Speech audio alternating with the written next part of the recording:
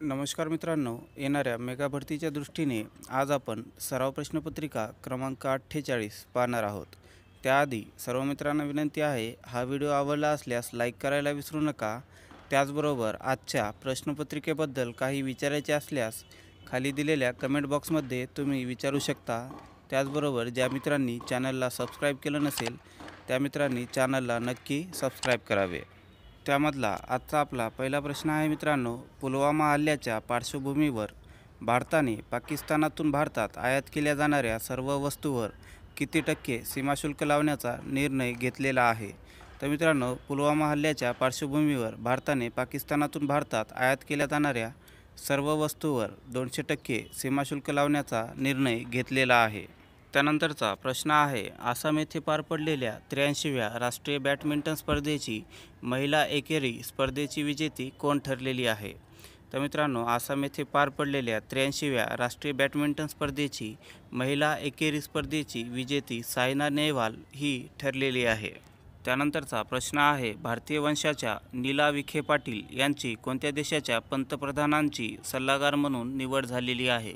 तर मित्रांनो, भारतीय वंशाच्या नीला विखे पाटील यांची स्वीडन या देशाच्या पंतप्रधानांची सल्लागार म्हणून निवड झालेली आहे. त्यानंतरचा प्रश्न आहे, 5 जुलै हा महाराष्ट्रात कोणता दिवस म्हणून साजरा केला जातो? तर मित्रांनो, 5 जुलै हा महाराष्ट्रामध्ये राज्य मतदार दिन म्हणून साजरा केला जातो. त्यानंतरचा प्रश्न आहे, कावेरी नदी पाणी वाटप तंटा खालीलपैकी कोणत्या राज्यादरम्यान आहे? तर मित्रांनो, कावेरी नदी पाणी वाटप तंटा कर्नाटक आणि तामिळनाडू या 2 राज्यांमध्ये आहे. त्यानंतरचा प्रश्न आहे, खालीलपैकी कोणत्या देशात भारताच्या मदतीने तुंबलिंगतार जलविद्युत प्रकल्प उभारला जात आहे?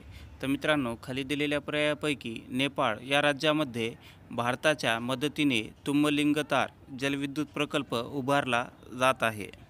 त्यानंतरचा प्रश्न आहे, दुसरे आशियान भारत युवा संमेलन 2019 खालीलपैकी कोठे आयोजित करण्यात आले? तर मित्रांनो, दुसरे आशियान भारत युवा संमेलन 2019 गुवाहाटी या ठिकाणी आयोजित करण्यात आले.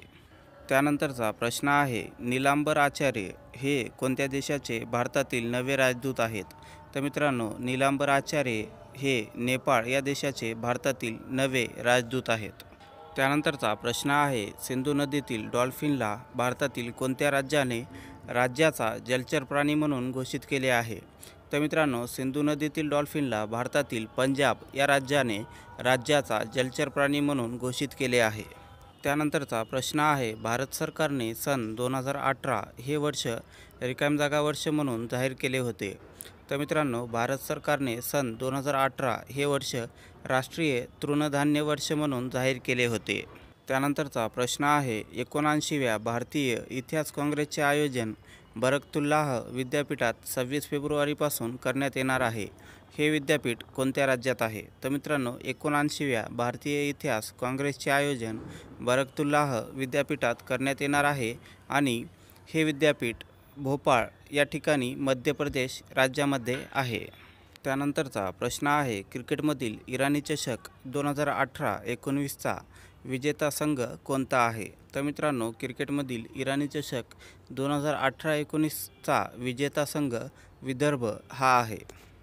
त्यानंतरचा प्रश्न आहे, CBIचे नवे संचालक म्हणून कोणाची नियुक्ती करण्यात आली आहे? तर मित्रांनो, CBIचे नवे संचालक म्हणून ऋषिकुमार शुक्ला यांची नियुक्ती करण्यात आलेली आहे. त्यानंतरचा प्रश्न आहे, 201 दिवसीय क्रिकेट सामने खेळणारी पहिली महिला खेळाडू कोण आहे? तर मित्रांनो, 201 दिवसीय क्रिकेट सामने खेळणारी पहिली महिला खेळाडू मिताली राज ही आहे. त्यानंतरचा प्रश्न आहे, 4 फेब्रुवारी हा कोणता जागतिक दिन म्हणून साजरा केला जातो? तर मित्रांनो, 4 फेब्रुवारी हा जागतिक कर्करोग दिन म्हणून साजरा केला जातो.